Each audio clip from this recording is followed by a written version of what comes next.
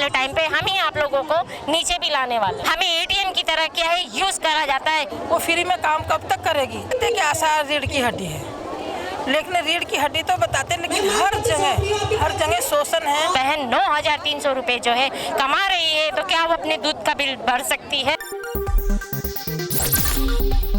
स्वागत है आप सभी का वॉइस ऑफ उत्तराखंड में। उत्तराखंड में आज 5 दिसंबर से विधानसभा सत्र शुरू हो गया है। इसी के साथ शुरू हो गया है धरना प्रदर्शनों का दौर भी। इस समय आप मेरे पीछे देख पा रहे होंगे पुलिस के पुख्ता इंतजाम हो रखे हैं। आइए जानते हैं यहाँ पे लोगों की क्या मांगे हैं, क्या उनका जो धरना उन्होंने दिया है उस पर क्या रीज़न है।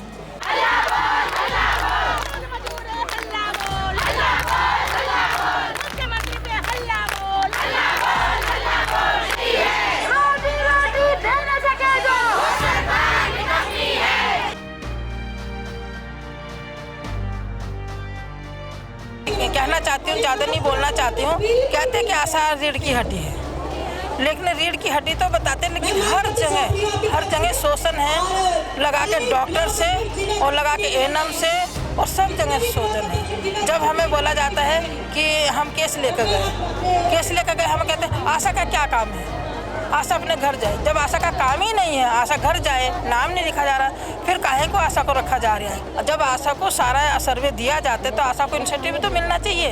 वो फ्री में काम कब तक करेगी? उसके बच्चे नहीं है क्या आशा के? सबके बच्चे होते हैं। एक मजदूर की मजदूरी 500 रुपये से कम नहीं है। एक आशा को क्या मिलती है? 30 रुपये रोज के पर डे शायद।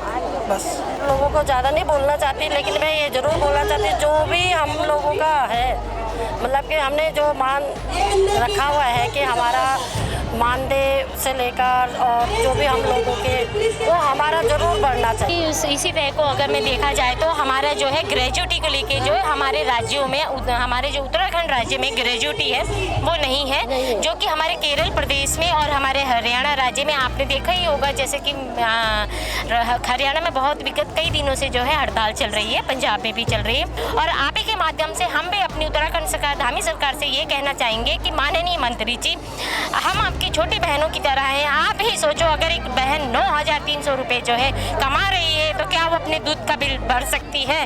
क्या वो अपने बच्चों की फीस भर सकती है?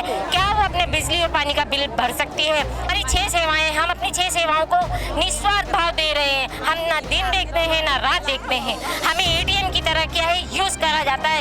एटीएम को जैसे डालते हैं और पैसे निकलते हैं, उस तरीके से एटीएम जाता है और आंगनबाड़ियाँ बाहर निकलना शुरू हो जाऊंगी कि अगर आपको जरूरत आंगनबाड़ी, भोजन माताएं, आशाएं सभी बहनों की है, तो पहले इन बहनों को धरातल से पक्का करें, तभी आप लोग भी पक्के होंगे। नहीं तो आने वाले टाइम पे हम ही आप लोगों को नीचे भी लाने वाले हैं। धन्यवाद।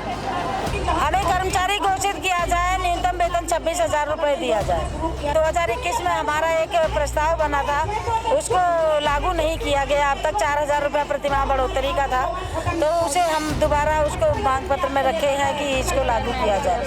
रिटायरमेंट होने पर अन्य राज्यों की भांति हमें 5 लाख रुपए का एक मुश्त देने का प्रावधान हो, और अन्य राज्यों की भांति जो राज्य उनके दे रहे हैं फिक्स अमाउंट 10-10 हज़ार दे रहे हैं, वो हम चाहते हैं कि हमारा राज्य भी हमें दे। तब तक जब हमें जैसे टीरी में बहुत दिक्कतें हो रही है, परेशानी हो रही है, दूर दराज क्षेत्र है हमारा, पहाड़ों से महिलाएं आती, बहुत गरीब घर से महिलाएं लगी हुई है। कोई हमारे जैसे विधवा बहनें हैं, तो उनका बच्चों का पालन पोषण के लिए सरकार इतना दे दे कि मतलब उनका बच्चों का पालन पोषण हो जाए, क्योंकि इसी काम में वो बेचारे पूरा दिन अपना खराब कर रही हैं। और फिर हमारा कोई वो नहीं है, आशों का कोई निश्चित ये नहीं है कि मतलब सुबह से शाम तक ही ड्यूटी करनी है, नहीं उनकी 24 घंटे की ड्यूटी है। रात में भी अगर उनका फोन आ गया तो रात में भी चले गई बेचारी। तो गरीब महिलाएं हैं, हम सरकार से यही अनुरोध करते हैं कि सरकार उनके बाल बच्चों के, जो उनके बच्चे हैं, छोटे छोटे बच्चे हैं, उनके बच्चों की पढ़ाई के लिए, उनके जैसे खाने, उनका पूरा पेट भरने के लिए, भरपूर करने के लिए, जैसे मोदी सरकार बोल रहे हैं कि हाँ मतलब अभी सबका बजट हमारा वो है। तो ये है कि हम चाहते हैं कि उनको भी, सबको, हम आशों को उनका परिवार चलाने के लिए मान दे दिया जाए। राज्य सरकार हमें 3,000 रुपये देती है, और वो भी हम लोगों को टीरी की जिला की बात करूंगी तो 2022 में 5 महीने का उन्होंने हमारा रोक रखा है। तो क्यों इतना वो करा, उन्होंने काम पूरा लिया हमसे और 5 महीने का उन्होंने जो हमें देते हैं मानदेय का तौर पे देते हो हमें 3000 रुपये, वो नहीं मिली है हम 5 महीने से हमको। ऐसा है कि हम लोगों की इतनी उम्रें आ गई, हम कब से काम कर रहे हैं, 17-18 साल हो गए आज हमें, लेकिन हमारी सरकार हमारी कोई सुनवाई क्यों नहीं करती? क्या हमारा कोई अपना देश में कोई अधिकार नहीं है या हमें कोई मान्यता नहीं मिलेगी या प्राथमिकता नहीं मिलेगी? वैसे कहते हैं कि लेडीज फर्स्ट। ये बताओ, हम इतने साल से काम कर रहे हैं, घर घर सेवा करते हैं। अभी मैं डॉट्स का सर्वे भी करा के आ रही हूँ और अपनी यहाँ रैली में भी आई हूँ, है ना। और एक मरीज को मैं दून अस्पताल में अभी एडमिट भी करा के आ रही हूँ। ये बताओ, मैं भी तो इंसान हूँ, सुबह से निकली हूँ मैं अपने घर से 7 बजे से, है तो मेरा परिवार नहीं, मेरा घर नहीं, मेरे बच्चे नहीं है, लेकिन सरकार हमारी तरफ क्यों नहीं देखती? वैसे हमें सराहती है, हमें कहती है कि आशा हमारी रीढ़ की हड्डी है, तो रीढ़ की हड्डी अगर कमजोर हो जाएगी तो बताओ कैसे खड़े रहेगा? ये इतना सब कुछ अब हम लोग इतनी हिम्मत दिखाते हैं, इतना तो गवर्नमेंट हमारी तरफ ध्यान नहीं करेगी, कब तक नहीं करेगी ये बताओ?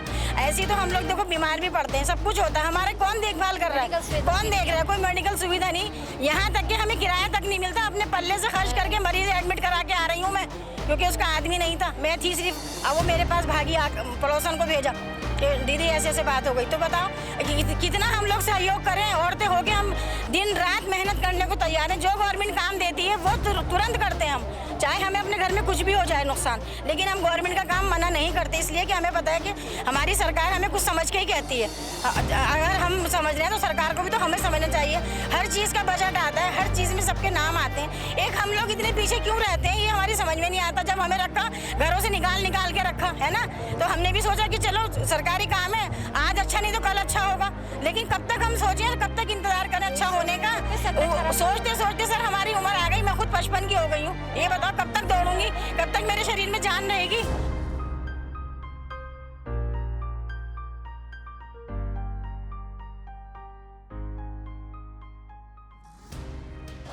जैसा कि आपने देखा, आंगनवाड़ी और आशा कार्यकर्ताओं की मांग है कि उनके वेतन मानदेय बढ़ाया जाए, उनको परमानेंट किया जाए और इसी के साथ उनके जो सर्विसेज हैं, उनके जो एक रिटायरमेंट के बाद जो उनको एक पूरी तनख्वाह, एक मुश्त रकम दी जाती है, वो भी दी जाए जैसे अन्य राज्यों में दी जाती है। उत्तराखंड की हर छोटी बड़ी खबर से जुड़े रहने के लिए हमारे चैनल को लाइक करें, शेयर करें और सब्सक्राइब करें।